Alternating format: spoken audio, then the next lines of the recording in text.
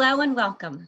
I'm Suzanne Siracuse, the CEO of Suzanne Siracuse Consulting Services, and I am so excited to be a part of and lead the discussion on this limited series webcast, Connecting, Communicating, Leading, and Learning Through Crisis. I want to thank my partner, Tegra 118, for bringing this important discussion to life. I'm joined today for part 2 of this 3-part series by Cheryl Nash, the CEO of Tegra 118, and our special industry guest, Evamarie Schoenborn, the CEO of Northwestern Mutual's Wealth Management. Thank you, Cheryl, for leading this initiative, and Evamarie for lending your insights, knowledge, and expertise to our discussion today. Now, the last time I saw you both in person was at an industry conference in January.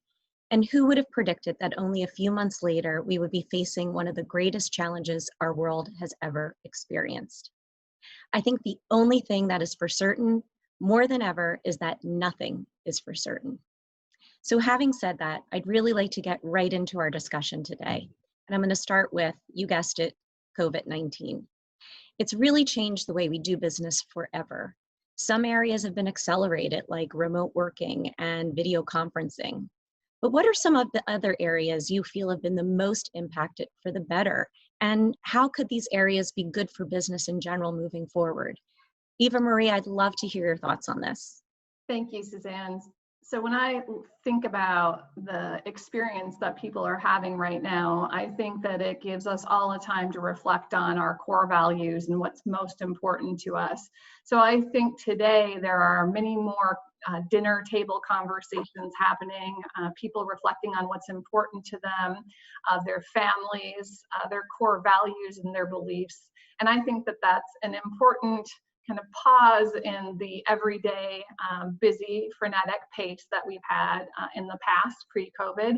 So I believe through the conversations that I've had with my coworkers, my colleagues, advisors, and friends, that this is a good thing for us as a society.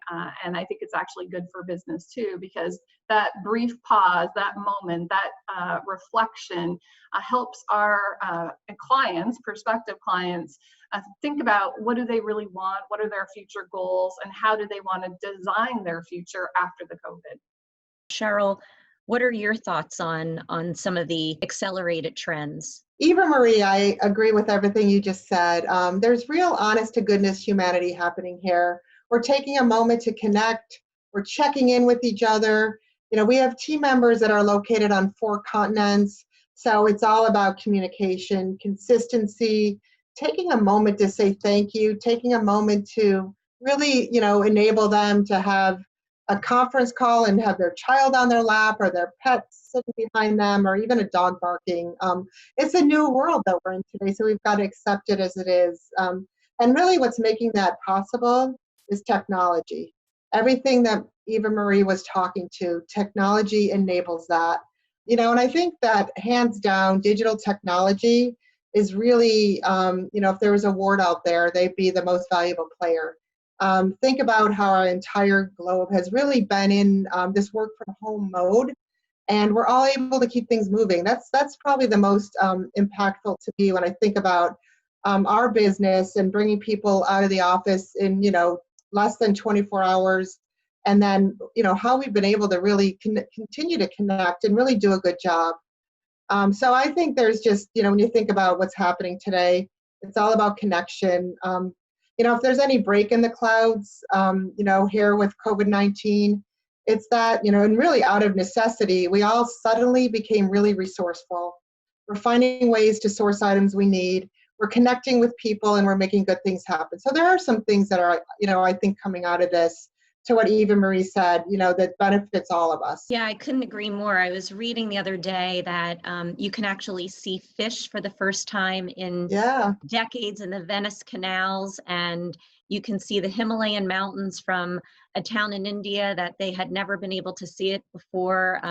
So just there's some interesting things that are kind of blooming in our world that do kind of make this a little bit of a special time. What are some of the policies or programs or procedures have your firms instituted since the crisis that have really been the most well received by your employees? Evamarie, what are you hearing from your team members, from advisors, or both? Thanks, Suzanne. So when I think about the things that we've done as a firm, I think that being visible and transparent and authentic is critically important with our employees and our advisors. And so I do 3 emails a week. We do a remote rally in the middle of the week. We try to stay connected and, again, visible, because I remember in 2008, the silence. And silence is so disconcerting for everyone. And so I think it's important that we keep an ongoing narrative going with employees and advisors so they know what we're doing and actions we're taking to support them through this change. And so our advisors have been very productive through this change, as well as our employees. So I think that ongoing communication, being visible, authentic, and transparent is critical. No, that's great. Do you think that you're going to keep that up? Like, well, is that something that you're going to continue to do even post-COVID? Absolutely. I actually feel like it has opened new doors for me as a leader and to be more available, and for people to understand who I am, what I believe, and what we're all about as a company. And so this has really kind of jarred me into a different way of thinking of leading and communicating. Yeah, it's interesting. My friend is a CEO of a healthcare company, and he said that he started sending emails every day to his employees to check in, et cetera. And it's kind of like a jaded, not a jaded employee, but someone that, wasn't really active in a lot of the communications and things like that. And after 2 weeks, that employee sent him a personal email saying, "I just want to thank you. I thought, you were just kind of going by the book and doing what leaders do, kind of skeptical about the whole thing. But it really allowed him to see the humanity, that this person was very genuine about it. And it actually increased his respect for the leader, right? So there's all of these little things that I think are happening because of the way that we have been forced to communicate a bit more. Cheryl, how about you? Are you seeing that with your clients, with your team? Yeah, same. I send a daily email out every morning to my entire organization, and it's a picture of somebody's work from home area. And it's really opened people's eyes to people's homes. They include their kids, their pets. So that is, I think, from a human perspective, really connected us. But one of the things that I think as a CEO and that we need to think about is culture. Our culture at Tegra 118 was really focused on being there, being in person. We did lunches, we celebrated a lot with lunches. We did Thanksgiving feasts. We did, soup contests. We did picnics. So without that in place, I think it's time to rethink about what we need to do from a culture perspective. So from a process, there's a lot of communication going on, more so than ever. And I, like Evamarie said, it's constant communication, it's consistent communication. But now I think it's time for us to all think this is going to be more normal than not. How do we want our culture to be in this next new world that we're in? And how do we keep that culture that we all had when we were together and in person? How do we keep the things that were really important? So, some ideas are, we've been sending lunches through Grubhub to people and have lunch and learns. We do a virtual happy hour every Friday at 4:30, and it's either with special guests, it's sing-alongs, it's crazy hat days. So those types of things that are all virtual, I think are what's going to keep people connected and the culture going. But I think culture is going to be something we're going to need to focus on. God, I couldn't agree more. Culture can make or break a firm, right? And Yeah. Trying to stay connected, literally connected, during this crisis can be difficult. And so being creative about the way that you approach that, I think, is really what's going to set firms apart. We're going to actually talk about that in a little bit. So thanks for that. I want to switch gears a little bit and talk about another good thing that is coming out of all of this, and that is the generosity of some firms and really that focus on giving back. So I'd love to ask both of you, what are some of the things that your firms or you are doing to help others during the COVID crisis. Cheryl, do you want to kick us off with that? Sure. Yeah. So I'll start just with our teammates. With the COVID crisis, we're realizing that it's much harder, especially for women today who are taking care of young kids, who are, working from home, who are trying to navigate a new world. We're being a lot more flexible. We're giving them the opportunity to put a child on your lap, to work in a different way, but also do your work at any hour. It doesn't matter as long as it gets done. So being more flexible with our people, I think is really important, and letting them know and giving them permission to do so.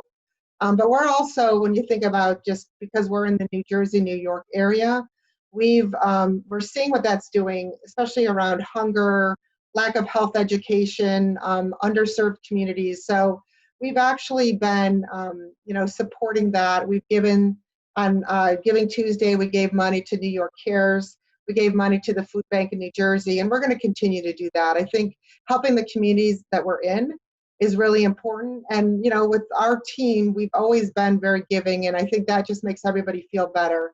And everybody's asking, what more can I do? How can I give back? So I think this is going to just continue as we see this, this crisis and see where it ends up. There will be more things that we're going to do. And I'd love to hear, Evamarie, what you're doing, because I think we can all learn from each other. Yeah, Evamarie, I know you have some interesting things that Northwestern Mutual has instituted for your clients. Yeah, Suzanne, we are doing a number of things on behalf of our policy owners. So as a mutual, we are a policy owner driven company. And so new life insurance cases can be submitted and begin the underwriting process without a paramedical exam, because we realize that being in person today is much more difficult. And so we want to honor and acknowledge the anxiety people may be feeling while still addressing their need and want to be covered from a risk perspective. We're also extending grace periods, offering simplified reinstatement periods, and offering a 12-month premium payment plan for clients who fall behind in their premiums during this time. So we're trying to be very flexible with our current policy owners and equally invite new people in to ensure that their risk needs are covered. That's wonderful and so important and so needed. So thank you for doing that. So, now more than ever, clients really need guidance from financial advisors. So how are your advisors taking this time of crisis and focusing on making it a time for opportunity? Evamarie, I'd love for you to kick us off there.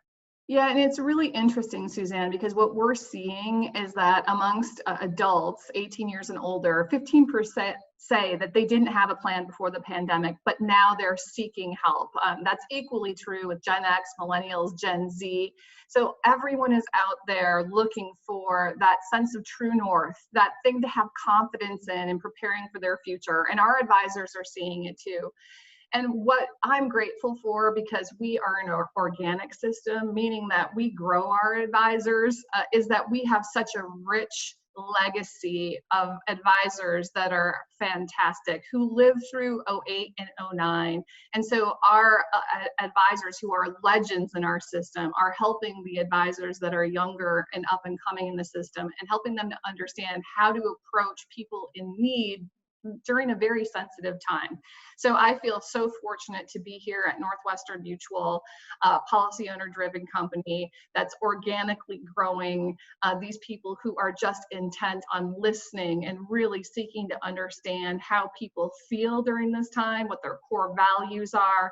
And so I couldn't be prouder of how our advisors and their teams, and I'd say that the teams that support these advisors are an important part of what makes the magic here at Northwestern Mutual. So I believe that our teams, our advisors are out there in service to our clients and policy owners in a very meaningful way every single day. Yeah, that's great. What a great outcome or result of what's been happening is that more and more people understand the need for financial advice, good financial advice.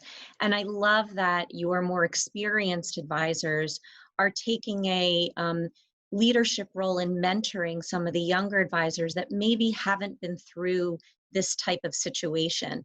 So again, some really great, good outcomes that are coming from this. And that's part of what we wanted to communicate out on this webcast series. So thanks for sharing that. Cheryl, you have a really interesting vantage point being in the wealth tech space. Um, where are you seeing the opportunities coming from moving forward? Yeah, so, when I just listened to Evamarie, a lot of that is possible because of technology.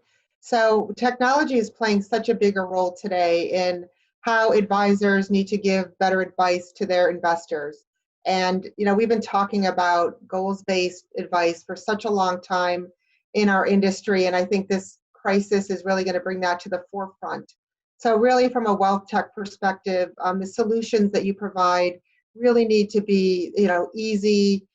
They need to be simple to use. They need to be integrated with whatever other back office or front office capabilities you might need. But from a wealth tech perspective, we're really looking at this in a different way.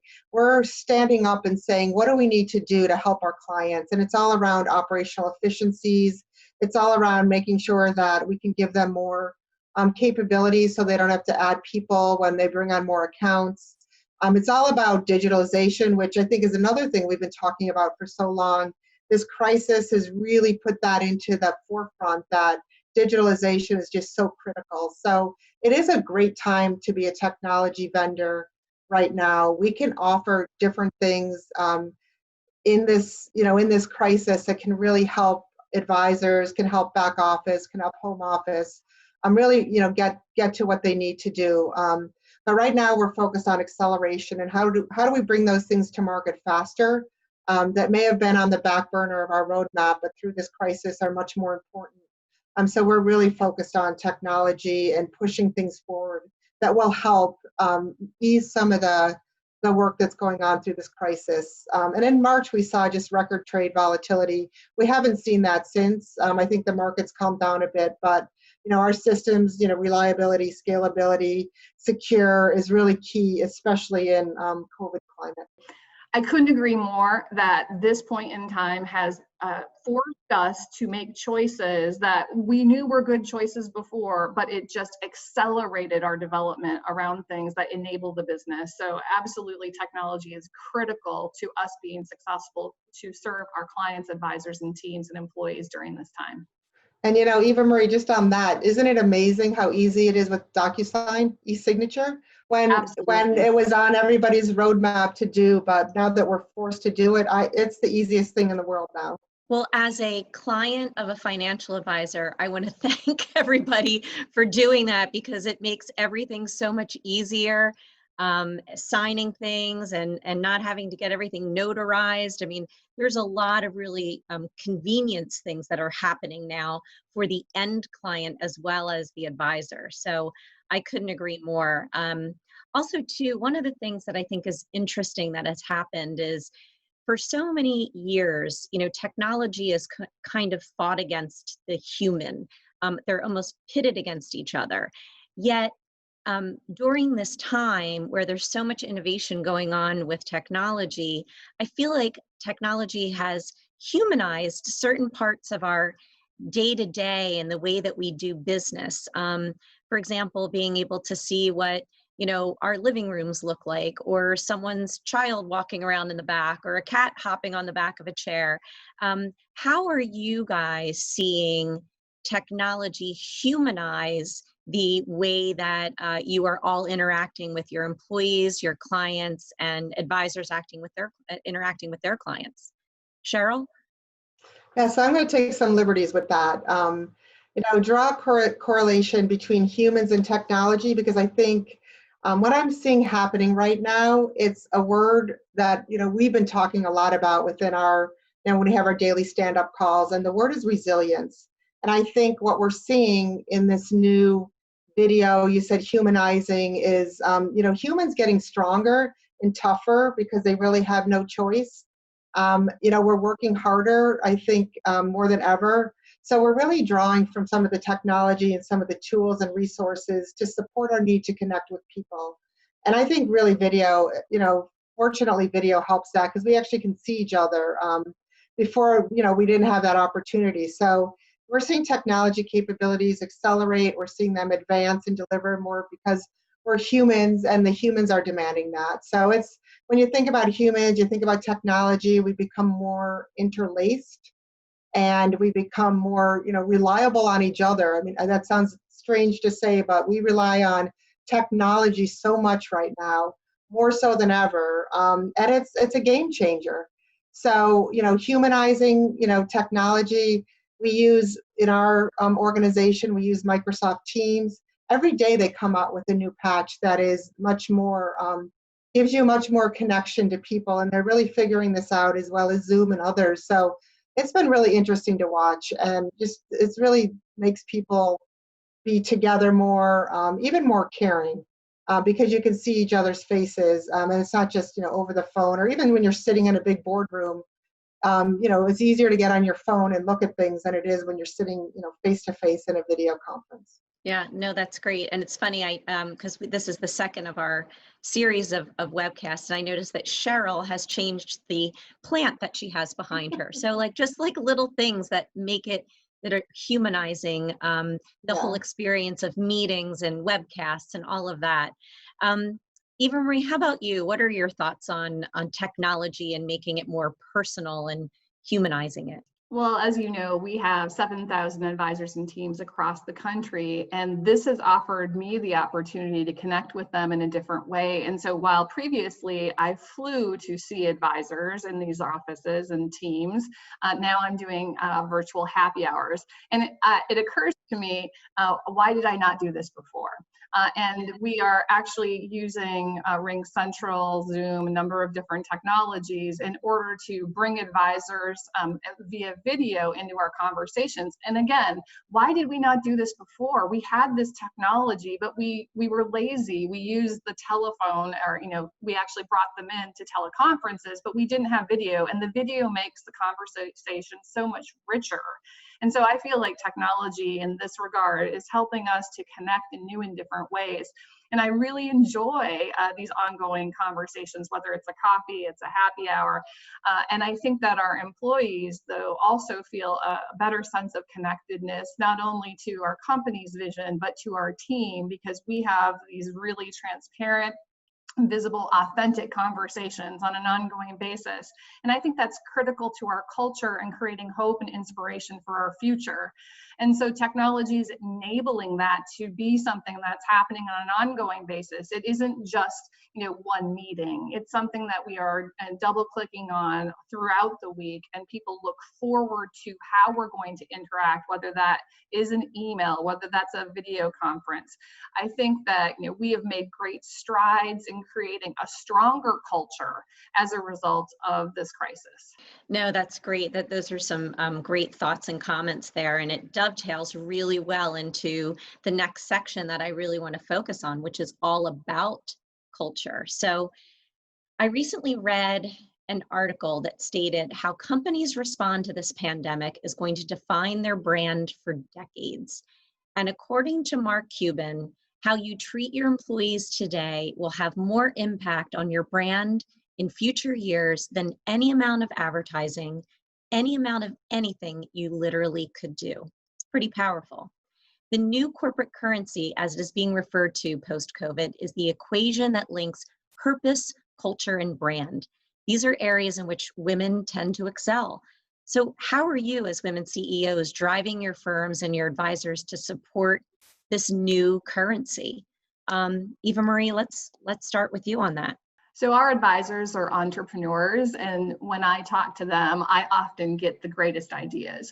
And so some of our advisors, Christina Collins in Chicago, she sent out care packages to her clients with hand sanitizer and hand cream, and that was such a sweet and great idea. Another one of our advisors, Matthew Wonder, sent bouncy houses to his clients and people on his team. And all of these advisors are out there being super creative in how they meet clients and their teams at their need.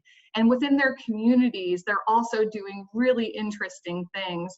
Jeff Miller, one of our advisors, and Mel, they put together packages for employees at the grocery store to show them how grateful they are for the work they do every single day. So I look at those kinds of things with great admiration, and it gives me inspiration on the things that we can do to support our employees. So in terms of supporting our employees, I'll send out Grubhub. So I think Grubhub is doing some business as a result of the crisis. Gift card. Flowers, people love to get flowers, and it's so unexpected, and it really Love creates it. a connection. And so all of these small things, in addition to all of the communication, again, create that bond, that culture, and really reinforce our brand with employees, clients, teams, and advisors. And I think another thing, again, is that ongoing outreach. We are in the relationship business, and we need to spend our time during times of great uncertainty leading and showing people what the vision for the future is. So I look at this time as a time of great learning, and on the other side, we will come out even stronger. Yeah, no, that's fantastic. In fact, I want to share a story. We should compile all of these stories of some of the things these advisors are doing. My advisor, I got an email saying, because we're not going to have, she always does a client outing, right? And she's like, instead of doing that this year, because that'll be hard to do to all get together, we're going to take the money that we would have spent on that, and we're going to donate it to a particular cause, to give to the police and fire association in the town where a lot of her clients are from. And I just thought, like, that just really made such a difference. And I thought that they were being really thoughtful about it. And it was just another touch point without her having to actually call me about anything, just another touch point of what they are doing and how committed they are to their culture and to caring about what may be important to their clients. So I love those ideas. We need to compile all of them. Now, Cheryl, how about you? I'm sure you have a couple of some great things that you all are doing, either at Tegra 118 or some of the things that you've seen your clients do. I think you're right, Suzanne. It would be great to compile all of these because there's some great things. So we have some implementations that go on within our organization, new clients coming on, and those always happen over a weekend. And the last 2 weekends, one being Memorial Day and then the one after, we had lots of people working. So what came out of that is that we've given Amazon gift cards to everybody who worked, and just, a big thank you for that. Actually, in talking to Evamarie before this, she shared her idea of Grubhub coupons. So we've taken that as well, and we've given some of those out. I think that's a great idea because everybody's enjoying the, every now and then getting some food from their favorite restaurant. But we're doing all sorts of things like that. I think it's important that, it's connected, it's personal, sending flowers, birthday cakes. I love birthdays, and every time there's a birthday with somebody on my team, we get a cake in, we sing happy birthday, and it was just somebody's birthday this week on my team. We sent him a big chocolate cake, and we sang happy birthday, and just things like that, I think, just continue to make us feel really connected. And, I think you said it, Suzanne, I think women are much more, they're really good at this. They love relationships. They thrive on, generally caring about people. Not that men don't, but I think we've got that innate, culture. And this is something that I think we can really stand out and do things that, our team, our clients, even our families really appreciate. And, it all comes together at the end. And I do think that those who come out of this, will come out stronger, and they'll be able to recruit better people, and they can talk about their experiences through this time, and what they did and how they supported their teams, and just be able to really get some good talent in. I want to build on those thoughts and think a little bit about the things that I worry about is the constant work from home, so that we are not getting away from our desks. And the one thing that I've attempted is to end 30-minute meetings 5 minutes early and 1-hour meetings 10 minutes early. And encourage people to get up and walk around, because while all of these other things that we're doing are really positive, I think that we need to guard against people burning out, and we need to figure out how do we create an operating rhythm that's sustainable. Because while I know that we are experiencing increased productivity because no longer are people having to commute for 45 minutes, they're still starting their day at the same time that they did previously. So we're getting the benefit of an additional hour and a half of work time, at least on my team, because these people are passionate about delivering value. but how do we protect them from creating an operating rhythm that just simply isn't sustainable? So I would love any ideas, Cheryl, that you and your teams have tried in that vein. So you're exactly right. I mean, we've been talking about burnout. I'll give you some ideas. And my daughter, who works for a company in Baltimore, what they did was pretty amazing. But 2 weeks ago, I sent a message to the entire organization and I said, take time off. We made the decision that we're not going to carry over time into 2021 to force our team to take time off, because as you've said, everybody's working longer, but nobody's taking time off, because time off is going from your remote office to your family room today. It's not necessarily, flying to see family or driving to, North Carolina or whatever that was. So we are trying to really force people to take a day off or take a week off. And we put together a whole list of staycations. We sent that to the entire organization for ideas. And it's top of mind for every one of my leaders in their senior team meetings, in their town halls that they do, really making sure that we've got that they know it's okay to take time off. I think people feel like they're so now glued to their laptop that it's hard to leave. But we had to make that a conscious decision. We had to say, and I actually took last Friday off, and I said to the entire organization, I am leading by example. I'm shutting down on Friday. I need all of you to take some time off. And I think it's and then we have people that have to work on weekends because of implementations. But Evamarie, I think that's going to be our next big focus area of how do we stop burnout, because people are working, I think Bloomberg had an article 3 hours longer a day because they're not in their cars, and it's just easier because you go to sit down in your office and you're on your computer. Kudos to you both. I totally believe it. There have been numerous articles about employee burnout, about the mental health state, and it's a real thing, and we have to pay attention to it. I think one other best practice could be put your out of office email on so that people don't, the great part about technology is 24/7, right?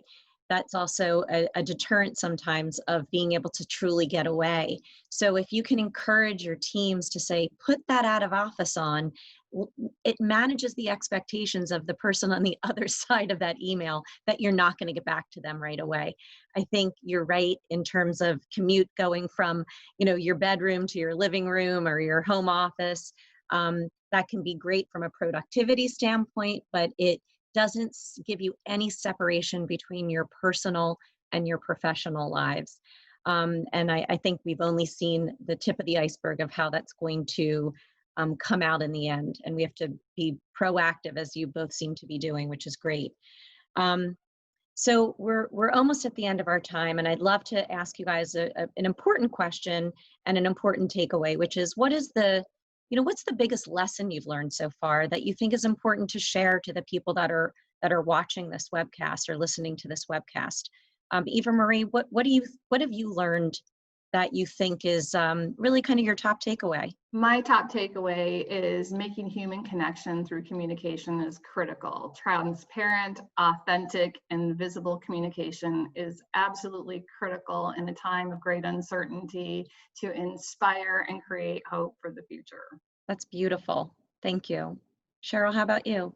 Yeah, I love that. So mine is that stay connected with your teams, your family, your friends. It was my mom's birthday last week, and we had a family Zoom. It was all my siblings. There's 5 of us, her 12 grandkids. First time we ever did that. We're all across the country. We're all in different places, and it was so much fun. So I think it's time to rethink how we do things and really stay connected and do it in, how we're doing it today via video. It was the first time we've seen all 12 grandkids together in such a long time. So, this has really brought some really good things to all of us as well. Oh, that's lovely. That's great. And I hope everyone listening thinks about that and how they can apply that to what they're doing in their lives. And the last question I like to ask is more of we talk about some really heavy topics today. Let's lighten it up a little. Where would be the first place you would want to vacation when it's safe to travel again, other than going to see family, etc.? Like, where's that fun vacation spot that you'd like to go? Evamarie, where's that destination for you? Well, I know that not everyone will know this, but at Northwestern Mutual, we have a thing called annual meeting where we bring all of our field in and all of the home office gets together to have an epic party. And so what I've really been thinking a lot about is this epic party that we're going to have when this is all over. And I'm creating a playlist already, Thunderstruck's on it. There's a number of other songs, but I really think, we are such a family at Northwestern Mutual. I'm really looking forward to the annual meeting that happens after this because it will be the greatest party of all time. And where is that going to be? Do you know yet? It's in Milwaukee. Oh, okay. So not a destination, but more of of all just getting together and that experience of being together. Right. Great, great, wonderful. Cheryl, how about you? So I want to go to Italy. I've always wanted to go to Italy. I've never been to Italy. It's on my bucket list. It's been on it for a long time. We were actually going to go this year, and we obviously didn't. So that's something I want to do. My grandparents are from Italy. I want to have some great wine. I want to have some great Italian food. I want to meet new people. So that's where I want to go. Obviously not too soon, but the first big vacation I want to take is there. So that would have been my answer too. We were supposed to go to Italy this summer to see Andrea Bocelli play in his hometown in an amphitheater. I know, it's canceled. Yeah. But we're going the following year. We're rolling everything over. I'm a big fan of Italy, and this too shall pass. We will get through this. We shall overcome. All of these inspirational phrases we all have to keep thinking about as we move forward, and especially as leaders in the industry. So listen, I just want to thank you both for being a part of such an informative, fun, and enlightening discussion. We hope all of you listening and watching not only enjoyed this webcast, but also picked up some really good best practices on connecting, communicating, leading, and learning through crisis. Stay tuned for the final part of our series with special industry guest, Joe Nadro, the Managing Director of Wells Fargo Advisors. Thanks again.